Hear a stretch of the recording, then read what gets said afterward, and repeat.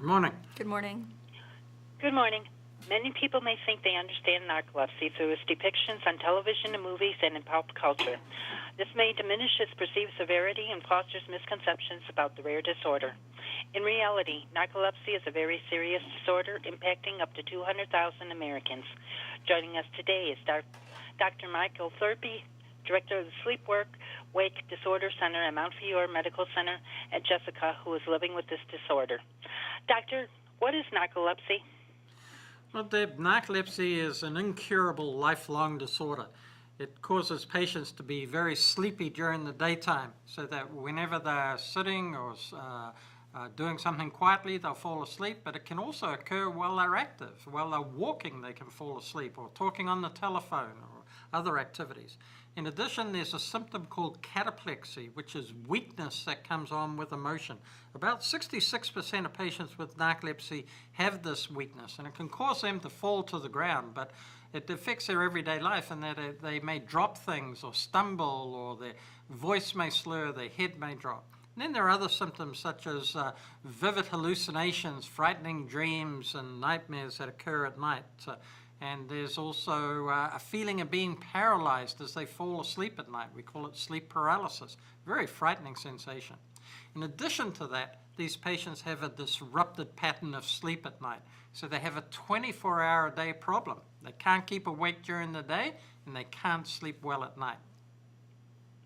Doctor, are there any treatment options available? Oh yes, there are medications, but we found from the survey that we did that only 12% of patients feel that they're effectively treated with medications. 88% of patients feel that there's a need for better medications for the treatment of narcolepsy. We only have a limited number of medications at the present time. Thank you. Jessica, how has narcolepsy impacted your life? Well, since I've been diagnosed, I've realized that it's not normal to feel as tired as I do on a daily basis. I was in college when I first started experiencing the symptoms, and I didn't think much of it because I was always told that it's normal to feel tired if you're busy, and I was busy as a student. So it wasn't until about 8 years after my symptoms started that I was actually diagnosed, and I was referred for a sleep study, which confirmed the diagnosis. And I do experience the same symptoms that Dr. Thorpy mentioned, the muscle weakness as well with any kind of strong emotion. Jessica, have you experienced or seen any stigma associated with this disorder? I have. Luckily, I have a supportive work environment and a supportive family, but I have seen in media representations, the idea tends to be that it's just feeling tired, or that you will fall asleep while you're eating or things like that. And that's not necessarily the case for people with narcolepsy. So I have encountered people who maybe don't realize that it's as serious as it is. Thank you. Doctor, what questions should people living with narcolepsy ask their doctors?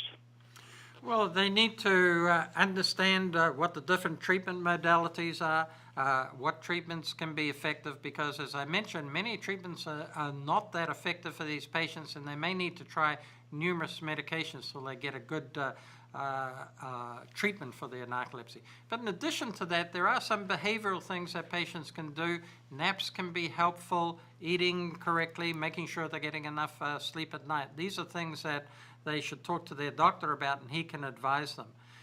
The problem if somebody has symptoms of narcolepsy and they're not diagnosed is that it takes more than 6 years for somebody to get a diagnosis. As Jessica mentioned, it takes a long time because most physicians are not that aware of narcolepsy. So that's why it's so important to be able to get information out to physicians and to the general public so they can pursue it and get a diagnosis. Thank you. Jessica, what would you like people to know who are living with this disorder?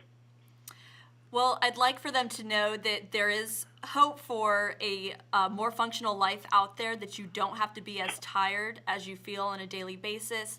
And KnowNarcolepsy.com is a great resource for not only people living with narcolepsy like myself, but also for physicians to learn more about the disorder and to hear from patients and their experiences and some strategies that help them. I'd like to thank you both for taking the time this morning to talk with us. Have a good day. Thank you. Thank you, Deb. You're welcome.